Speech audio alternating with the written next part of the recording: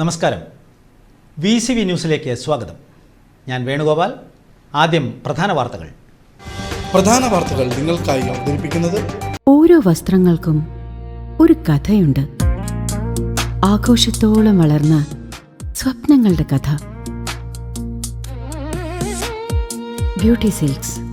വാക്കുകൾ നിശബ്ദമാകുമ്പോൾ വസ്ത്രങ്ങൾ സംസാരിക്കട്ടെ.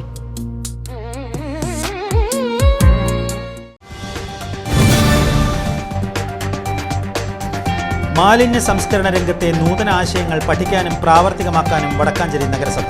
മാലിന്യ സംസ്കരണ രംഗത്ത് കേരളത്തിൽ തന്നെ മാതൃകയായ DWC പ്ലാന്റ് ഉൾപ്പെടെ നിരവധി മാലിന്യമുക്ത പ്രവർത്തനങ്ങൾ നടപ്പിലാക്കി വരുന്ന വടക്കാഞ്ചേരി നഗരസഭ ഡയപ്പർ സാനിറ്ററി മാലിന്യങ്ങൾ സംസ്കരിക്കുന്ന പാലക്കാട് നഗരസഭയുടെ മാലിന്യ പ്ലാന്റ് സന്ദർശിച്ചു. നഗരസഭാ chairperson Mini Aravindan, vice chairperson PN Surendran, standing committee ചെയർപേഴ്സൺമാർ, കൗൺസിലർമാർ, നഗരസഭാ സെക്രട്ടറി KK മനോജ്, വിവിധ വകുപ്പ് ഉദ്യോഗസ്ഥർ, ജീവനക്കാർ എന്നിവർ ഉൾപ്പെട്ട സംഘമാണ് കഴിഞ്ഞ ദിവസം പഠനയാത്ര നടത്തിയത്.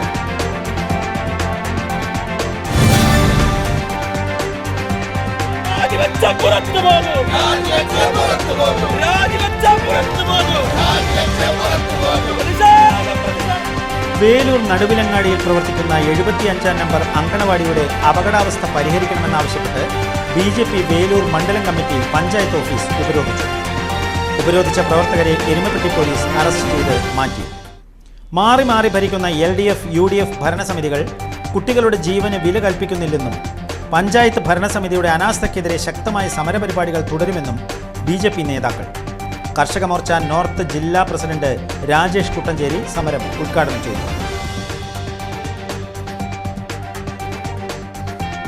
കുണ്ടന്നൂർ ചുങ്കം തലശ്ശേരി പാതയോരത്തെ മൺതിട്ടകളിൽ കാട് കയറി മൂടിയത് കാൽനട യാത്രക്കാർക്കും വാഹനയാത്രികർക്കും വൻ ഭീഷണിയാകുന്നു.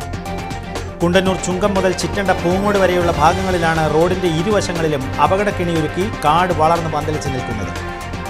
നിരവധി തവണ അധികൃതരോട് പരാതിപ്പെട്ടിട്ടും യാതൊരു നടപടിയും ഉണ്ടായില്ലെന്ന് നാട്ടുകാർ.